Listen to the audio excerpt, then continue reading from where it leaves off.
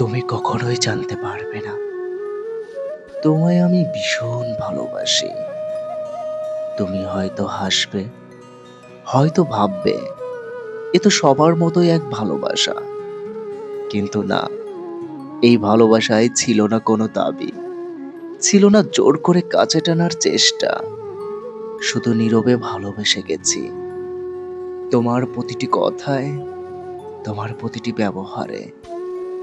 তুমি যখন দূরে থাকো, আমি প্রতিনিয়ত ভাবি তুমি ভালো তো।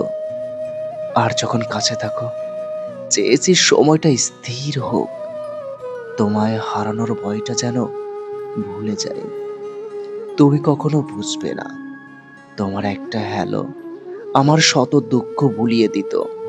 আর তোমার নীরবতা আমার মনে ঝড় তোলে।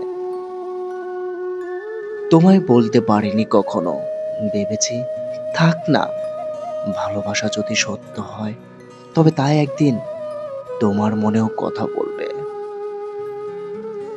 তুমি কখনো জানতে পারবে না, লেখক মাহবুব সর্দার সবুজ।